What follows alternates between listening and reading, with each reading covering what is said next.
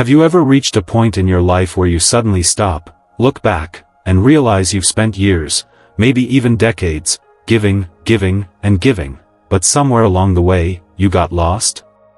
Have you ever caught yourself sitting quietly in your room, wondering how you ended up putting everyone else first, while your own needs slowly slipped to the bottom of the list?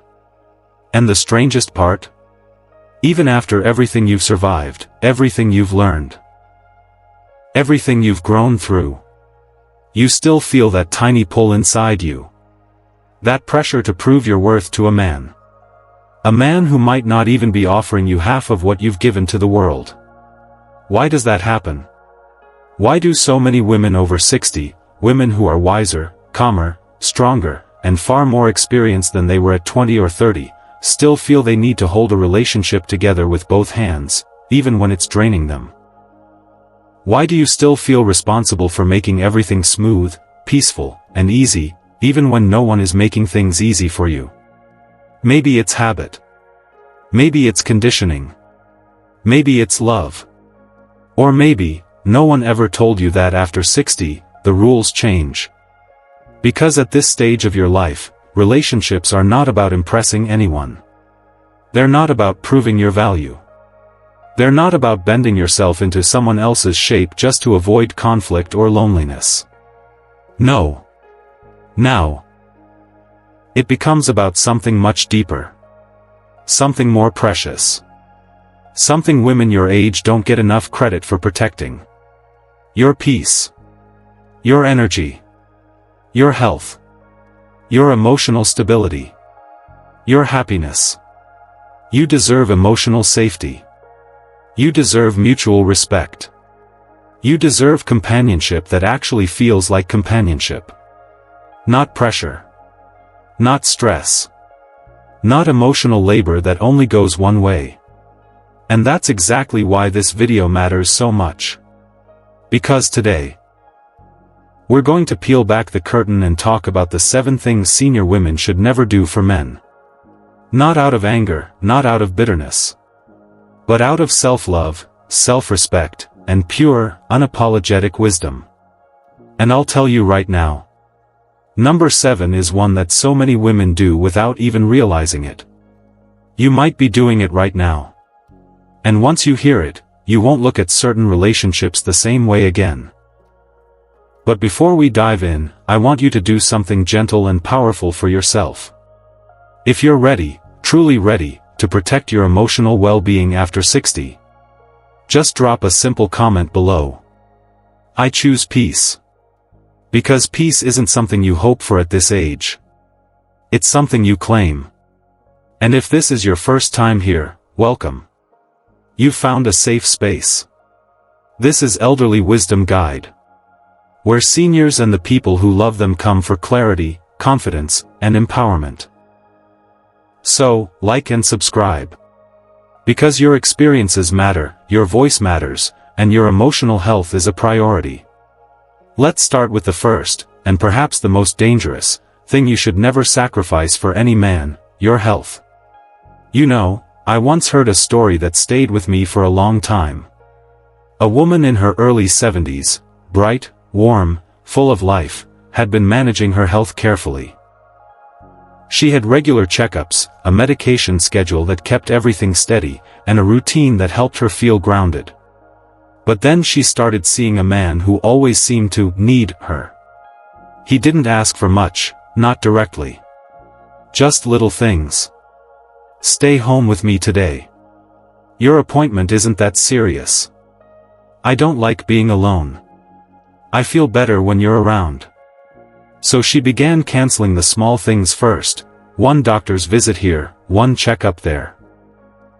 Then it became her therapy sessions, her routine walks, even her blood pressure checkups. Not because she didn't care about her health, she did. But because somewhere in her heart, she felt guilty prioritizing herself. And that's how it often starts. Slow, gentle, almost disguised as affection or loyalty. But little by little, she began to feel tired more often. Her sleep got shorter. Her stress rose. Her mood changed. And the man who always needed her Never once stopped to ask how she was holding up. That's the subtle danger so many senior women fall into without realizing it. Because emotional pressure is not just emotional. At your age, it affects everything: your blood pressure, your appetite, your sleep cycles, your energy levels, even your memory. Stress doesn't sit quietly in the corner. It shows up in your body. And relationships, especially the draining ones, can add weight your heart and mind should not be carrying. But here's the part that really gets to me. Many women over 60 still whisper to themselves, "It's selfish to put myself first. He needs me. I can handle this. I don't want to disappoint anyone." But let me tell you something from a place of deep honesty. That mindset is dangerous. Not brave. Not noble. Not loving. Dangerous. Because after 60, your health is not something you negotiate with. You've only got one body, one heart, one mind. Ignoring your needs to keep someone else comfortable is not sacrifice, it's self-damage. And the truth is, any man who genuinely cares for you will encourage you to take care of yourself. Not pull you away from it. So here's what you must do, without apology and without hesitation. Honor your appointments. Take your medications on time. Keep your checkups scheduled. Rest when you need rest. Say no when your body says no. Set boundaries so clear that no one, not even the sweetest, smoothest, most charming man, gets to interfere with your health. Because the moment you start bending your routines to please someone else, you start bending yourself out of shape. And you have lived too long, learned too much, and come too far to do that now.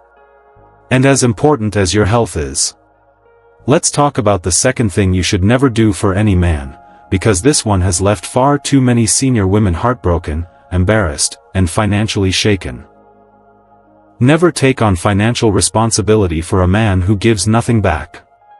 I want to share another story with you, a story that might sound familiar, or maybe a little too close to home. There was a woman, let's call her Diane. Diane was 68, retired, comfortable, and proud of the life she'd built. She had saved well, planned ahead, and lived within her means.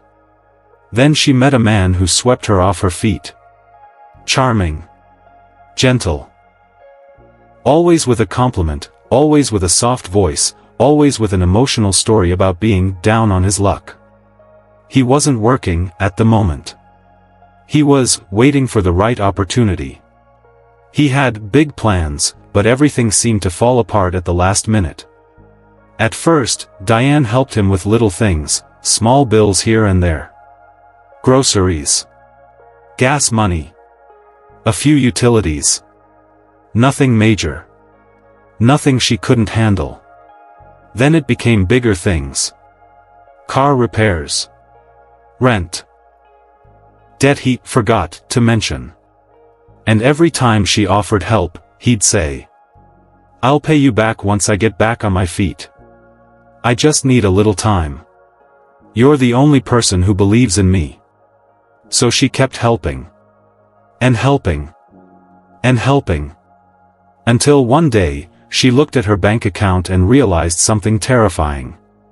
He had never actually planned to contribute. He wasn't getting back on his feet, he was standing on her feet.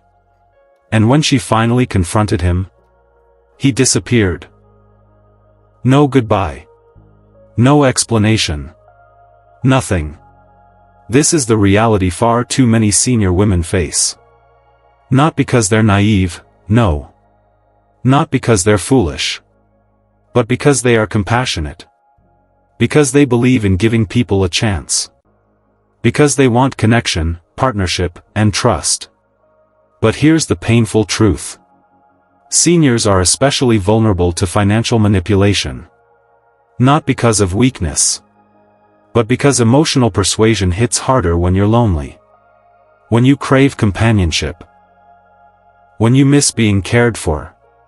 Or when you simply want to believe in the good in someone. And the biggest misconception many women have is this. If I help him now, it'll bring out the best in him.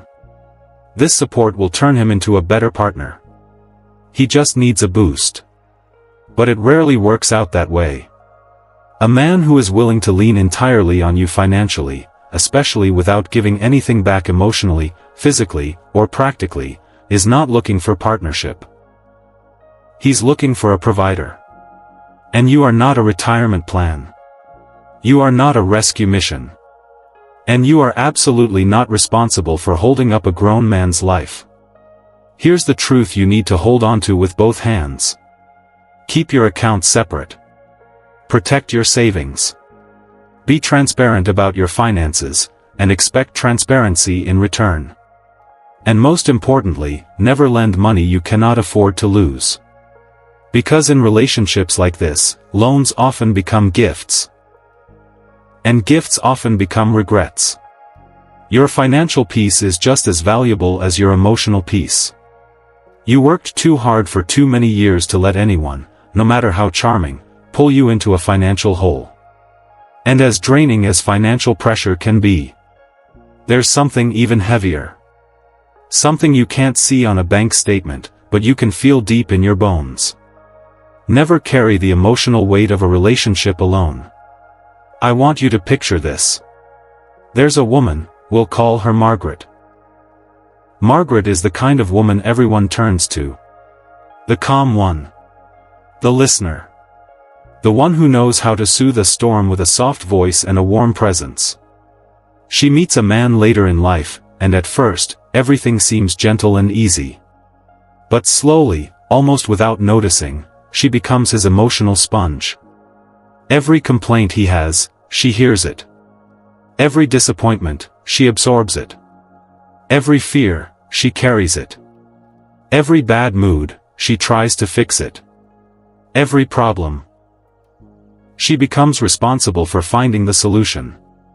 He unloads his stress, his anger, his frustrations, his insecurities, all onto her. And she starts absorbing all of it the same way she always has, quietly, patiently, almost automatically. But here's the truth no one talks about.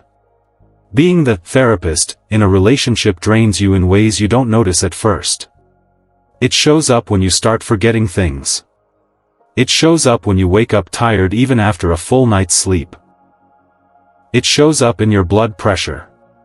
In your chest. In that tight feeling in your shoulders. In that quiet sadness you can't quite explain. Emotional burnout is not just a feeling, it's physical. It affects your memory. It disrupts your sleep. It increases stress hormones. It puts pressure on your heart. And for senior women, that weight can be dangerous. But many women hold on to one damaging belief. A good woman should always be the strong one. I'm supposed to hold everything together. If I don't listen, who will? But here's the truth. Strength is not carrying everything alone. Strength is knowing when to say, this is too much for me. Strength is knowing that a relationship should feel like teamwork, not a counseling session. You are not a therapist. You are not an emotional dumpster. You are not a silent punching bag for someone else's stress. You are a woman with needs, feelings, and limits. And those limits deserve respect. Healthy relationships are reciprocal. You share. He shares. You support each other. You uplift each other. You balance each other. So if you ever find yourself giving emotional support non-stop while receiving nothing in return, that's not love. That's exhaustion disguised as loyalty. Seek balance. Expect support. Encourage honest communication from both sides. And remind yourself, you don't have to fix anyone. You don't have to carry anyone. You don't have to be the strong one all the time. Because emotional labor often leads to something even more subtle. Something many women don't recognize until they've shrunk themselves down so small they barely recognize their own reflection. And that's what we're going to talk about next.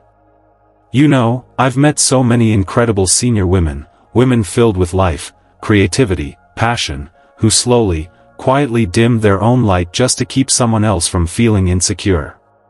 There's one woman I'll never forget. She loved dancing. Every Thursday evening, she dressed up, put on her red lipstick, and stepped into that studio like she owned the floor. But then, one day, she stopped. Not because she lost interest. Not because her health declined. But because her partner, a man she had spent years caring for, started saying he felt uncomfortable with her going out, enjoying herself, and having her own world. He never forbid her. But his sighs, his subtle comments, his insecurity, they became enough for her to silence something that once brought her joy. And do you know what happens when a woman stops doing the things that make her feel alive? Her world becomes smaller. Her spirit becomes quieter. Her days become heavier. Because every time she gives up a part of herself, a part of her emotional strength goes with it. Losing hobbies and passions isn't harmless.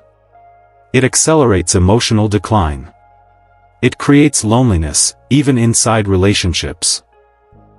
And the misconception so many senior women hold is this: if I adjust myself, if I shrink myself, the relationship will be smoother. But here's the truth no one says out loud. Shrinking yourself doesn't save a relationship. It starves it. Because a connection is strongest when both people are allowed to grow. When both people feel joy. When both people are able to breathe. So hold on to your routines. Protect your hobbies. Keep your friendships alive. Make space for the things that make you feel like you. Because you deserve a life that expands, not one that contracts. And now, this next one is something so many senior women struggle with, yet barely anyone talks about. There comes a moment in many senior women's lives when they tell themselves, maybe I should just accept things the way they are. And often, that quiet surrender happens because of fear. Not fear of being alone, but fear of starting over at an age where society tells them they shouldn't expect much anymore.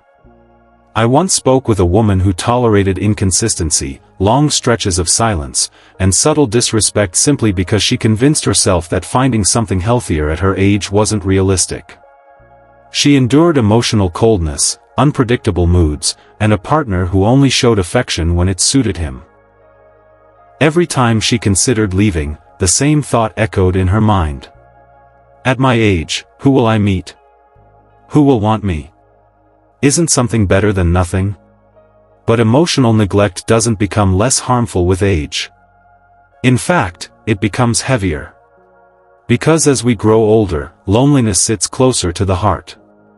Seniors are more susceptible to emotional dependency, not because they're weak, but because companionship feels more urgent, and the fear of rebuilding feels overwhelming. And that's exactly why so many women stay in draining connections. Not because there's love, but because they believe they're running out of chances. But the truth is simple. You are never too old to demand respect. You are never too old to choose peace. You are never too old to trust your intuition. Your time is not less valuable now, if anything, it's more precious. So look for consistency. Look for kindness. Look for effort. And when your heart whispers that something isn't right, listen. And if red flags are dangerous, this next point is even more important.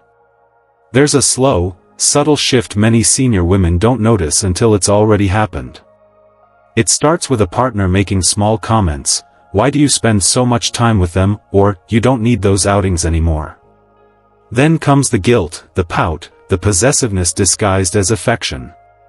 And little by little, a woman who once had a vibrant circle begins to pull away from friends, not because she wants to, but because she feels pressured to. I remember a woman who used to meet her friends every Saturday for coffee. Laughing, sharing stories, reminiscing about their younger days, those mornings brought her joy. But once she began dating someone new, those gatherings became rare. Not because she didn't love her friends, but because her partner always seemed irritated whenever she went. He would question her, guilt her, or act distant until she cancelled.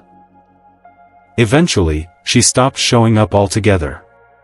And when you ask her why, she says the same thing so many senior women say. He just wants more time with me. But there's a world of difference between closeness and control. A partner who cares will encourage your happiness, not compete with it. A partner who respects you will honor your friendships, not isolate you from them. Because isolation isn't harmless. Social withdrawal is one of the strongest predictors of cognitive decline. It increases the risk of depression, memory loss, and emotional emptiness. Seniors who stay socially connected live longer, think clearer, and feel better. Your friendships aren't optional. They're essential.